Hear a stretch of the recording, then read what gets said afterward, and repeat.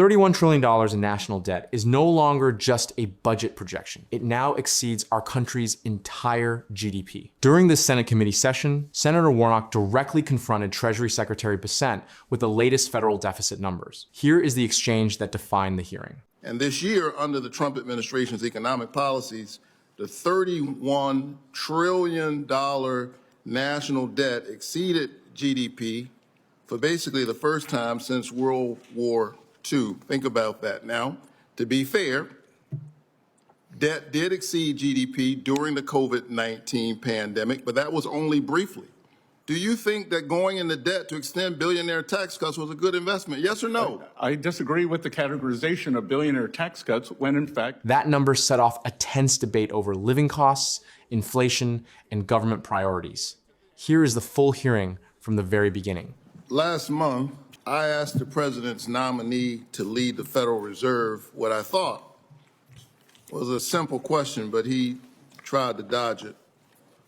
His answer was cute. I'm not sure the American people who were struggling were laughing.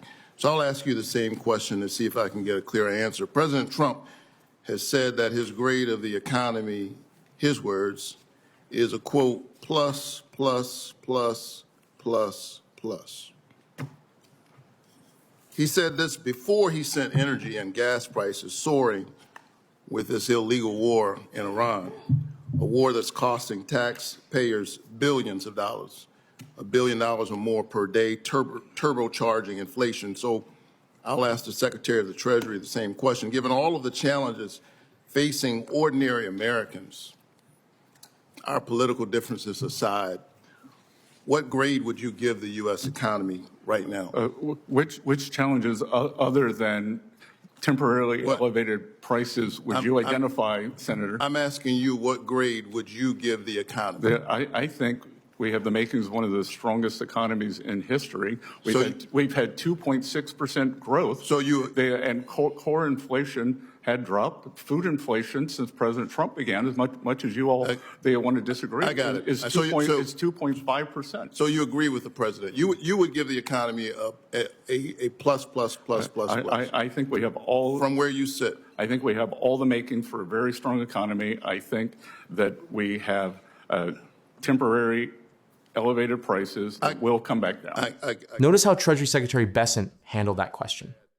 Instead of giving a direct grade to the economy, he leaned on the phrase temporarily elevated prices as the official responsible for the nation's borrowing and financial balance sheet.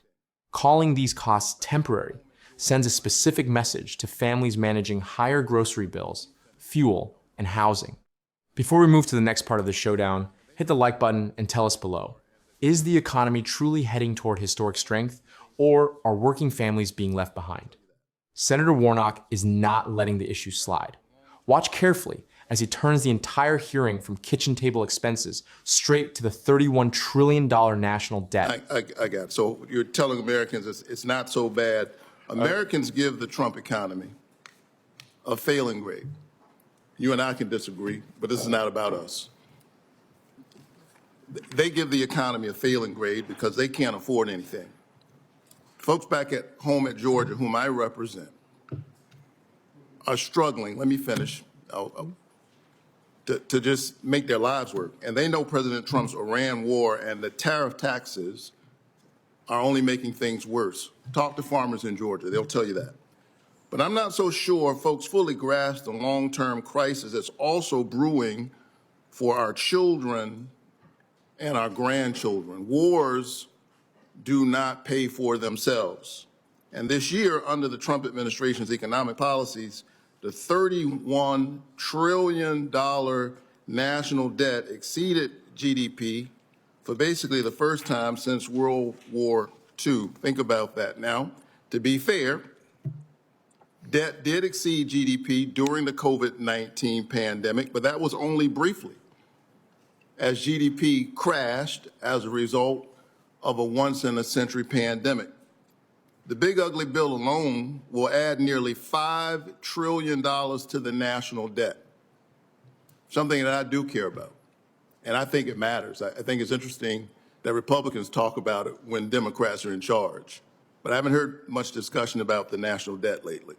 According to our nonpartisan scorekeepers in the Congressional Budget Office, it will add $5 trillion to national debt.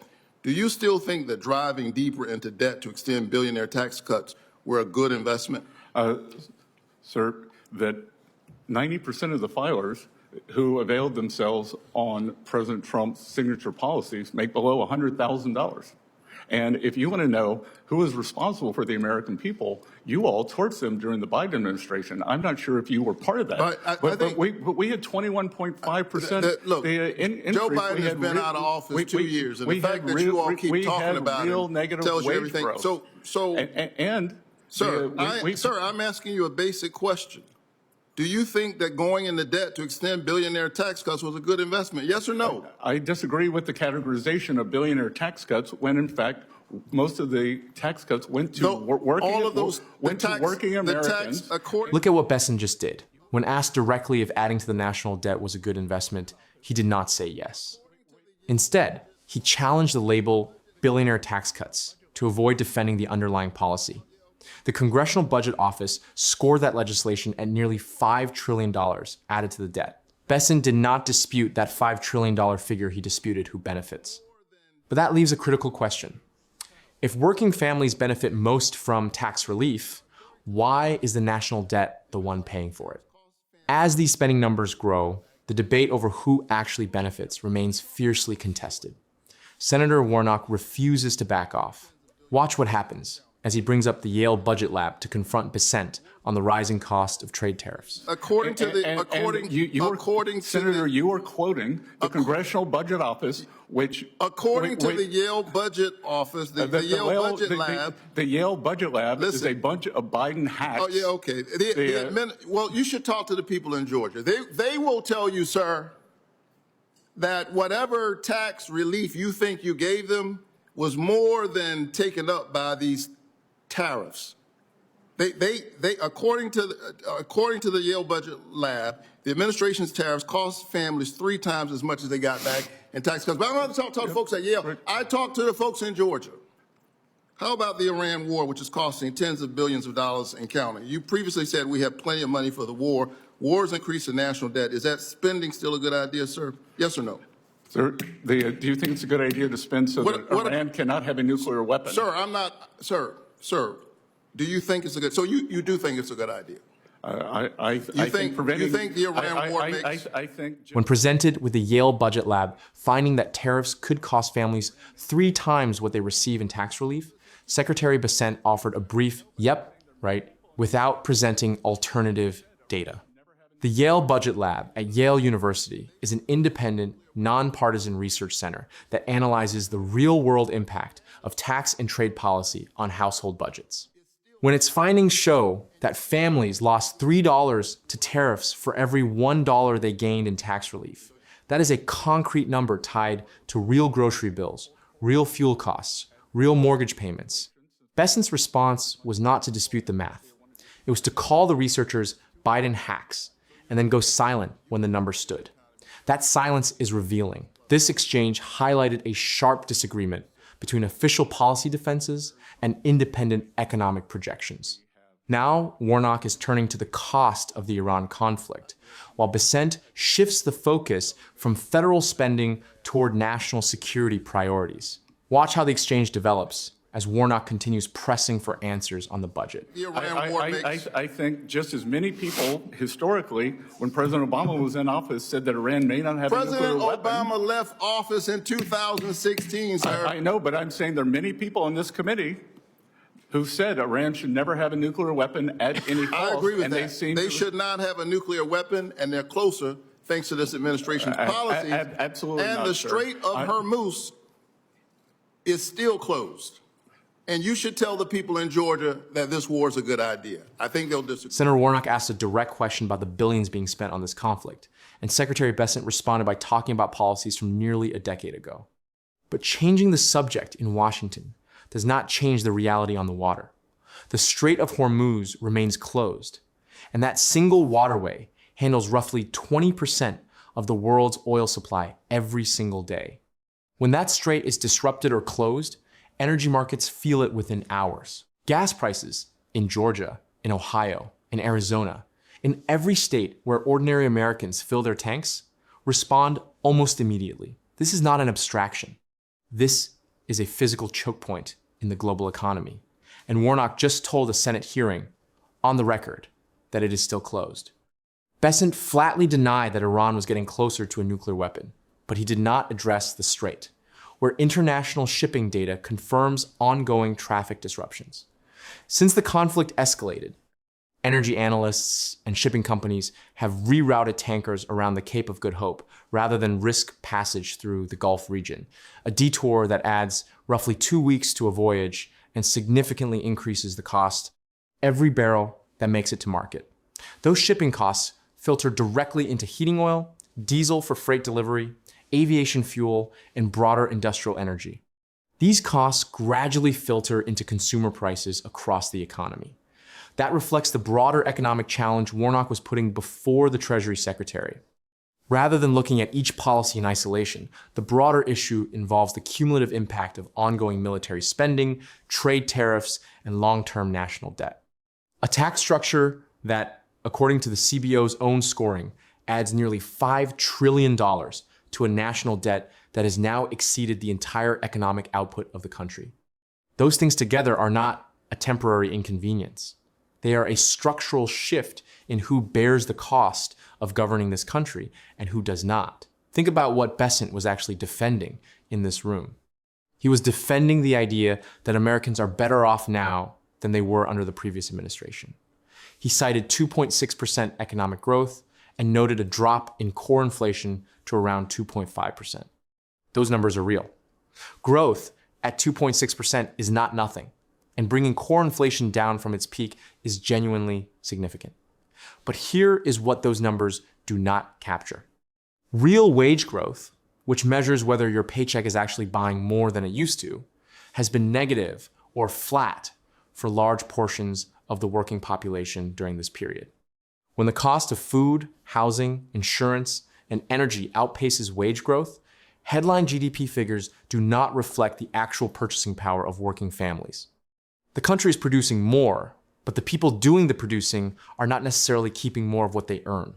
Warnock made exactly this point when he said Americans are giving the economy a failing grade. He was not editorializing. Consumer sentiment surveys have consistently shown low public confidence in the economy, even during periods of technical growth. The gap between the official economic data and how ordinary people experience their financial lives is one of the defining political tensions of this era. And that gap was sitting right at the center of this exchange. Bessent's instinct throughout this hearing was to defend the record by citing statistics. Warnock's instinct was to humanize the cost by citing people. Both arguments reflect the central tension between top-line economic data and the everyday costs felt by working families. Macroeconomic data shows the overall direction of the economy, but household budgets determine whether families are actually keeping up. This exchange underscores a fundamental divide in Washington between defending macro-level statistics and addressing household-level expenses. This hearing raises a broader question for the country. Is current borrowing building long-term economic strength, or simply postponing tough fiscal decisions? The United States has carried significant debt before. During World War II, debt exceeded GDP by a larger margin than it does today, and the country came out of that period with a stronger economy than it went in with. So debt alone is not automatically catastrophic. But the context matters enormously. Wartime debt in the 1940s was used to build military capacity, industrial production, and eventually post-war infrastructure that powered decades of economic growth.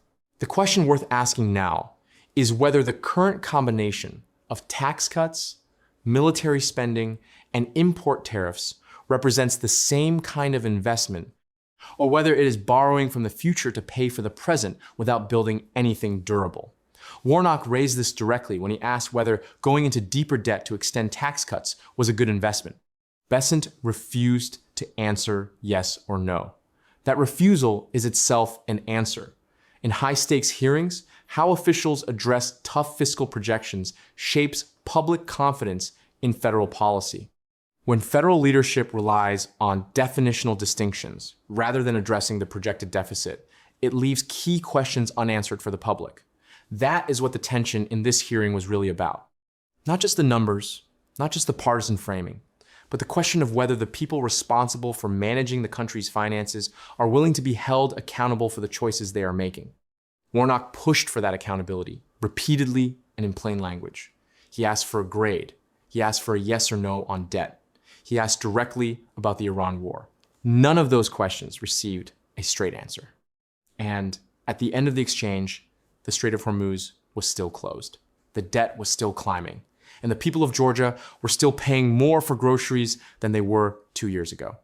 This story is not resolved. From the disruption in the Strait of Hormuz to the national debt surpassing GDP, this committee exchange exposed the deep divide over America's fiscal direction.